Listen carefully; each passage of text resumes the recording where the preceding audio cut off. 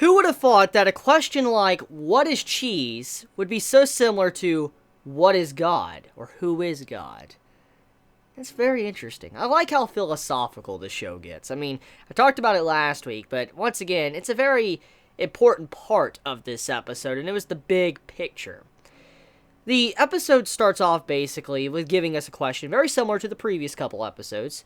What is cheese? Now, when you think about it, what is cheese? Well, when we think of cheese, obviously we think of the food product, cheese.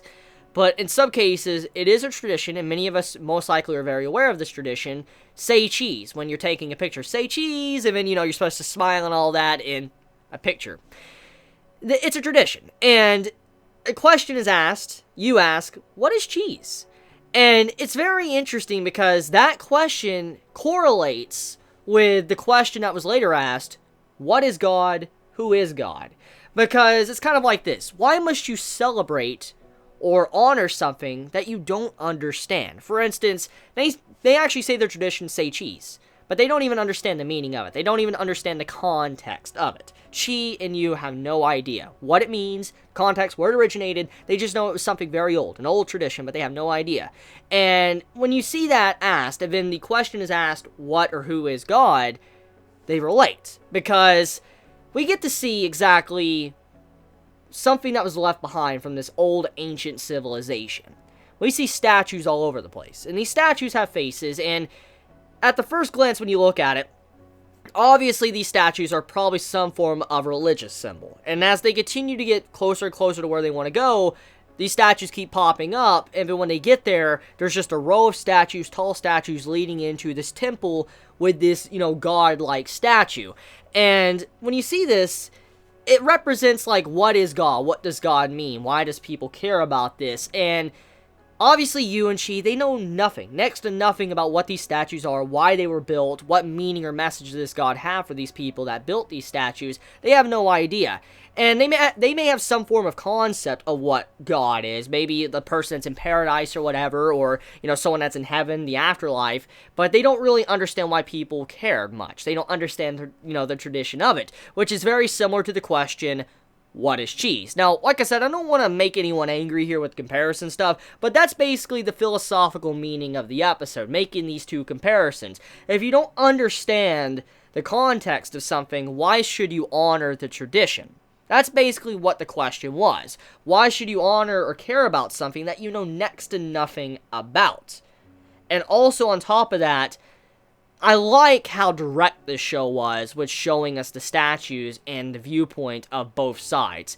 Number one, when we think of God and, the afterlife, we think of paradise, and that's what was stated. You think of this pretty image, you think of fields of flowers, or, trees, tall trees, just happiness all over the place. That's what many think of the afterlife or heaven as. And in this case, when you see this entire room light up, and you see these statues, you see, this big, pond with, leaves and stuff inside of it with fake flowers, and then fish inside the glass, it looks beautiful. It looks like paradise. But when she gets over there and feels around, she realizes everything is fake. And this was a message to what is God. And like I said, it's a little bit on the nose, and I think everybody would kind of understand this aspect of the episode. But basically, the landscape there that was all fake was interpreting what people look into when they think of the afterlife, but it was all fake. And that's kind of what was trying to show there, basically. Maybe what the writer's viewpoint is, or what the writer wants, us to think that, Chi and you think about the world, or think about the afterlife. And I like the nice depiction between both sides. People that don't believe in the afterlife, but also people that do believe in the afterlife. For instance, you have this pretty picture, beautiful lights and stuff, but then you have this moment in the episode where the lights go out, used by herself, nobody is around, and she's in utter darkness. And she asked the question to herself, so is this what it means to be gone? No one around, by yourself, lonely, no light? And that is what many also think the afterlife is. Many also assume the afterlife is nothing. It's nothingness. It's blank. And when you think about nothingness, it's a very scary thought, because honestly, even if you know that nothing is nothing, you don't comprehend what it truly means, because you don't know. You don't understand what it means to be nothingness. So when that happens, people are terrified. But many assume that is the course of life. For instance, nothingness, pitch black. And so you have it to where many others, they like to look at this scene to where there's a paradise. Bright lights, happiness, everyone is there.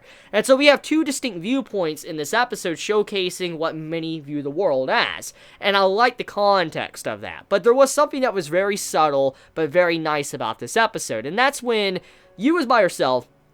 She was asking where Chi was. Like, Chi, and she couldn't find her at all. And eventually she finally bumped into Chi, and you notice she calmed down quite a bit. And in that moment, from what you get to see, the symbolism there, it represented that she is Yu's god, or she is someone that is like a light to her, someone that's the shining light that gets her through the darkness every single day. That's how you can interpret that scene. It wasn't the fact that the room lit up, it was the fact that she was there and that they're together, that they're such good friends, that they're always smiling and always happy. They're never truly lonely. So I find that nice little message there, that subtle message, very sweet. So, like I said, it's a very symbolic and philosophical episode. Many others might have their own different interpretations of it, but I do find this show very enjoyable. I like the questions that it gives you, and how you always have to think about what the message could possibly be. Now, I know this is a type of episode that could be very controversial, and many might not like because of how it tackles the viewpoint of the afterlife, but I personally love stuff like this that just gets you thinking about it. I mean, it's a very simplistic episode. It's definitely not necessarily original, but it's always fascinating to see a writer kind of tackling some of these subjects and how they would handle them in their own way. And that's basically what happened here. So, Girls Last Tour, the latest episode, very simple, but a very sweet episode. I do also like how photographs were used in this episode to showcase how photographs are so important. And it's kind of like how any lesson in history is. If you don't write down history, if there isn't any history at all, then you're bound to repeat the same mistakes. You're cursed to repeat the same mistakes.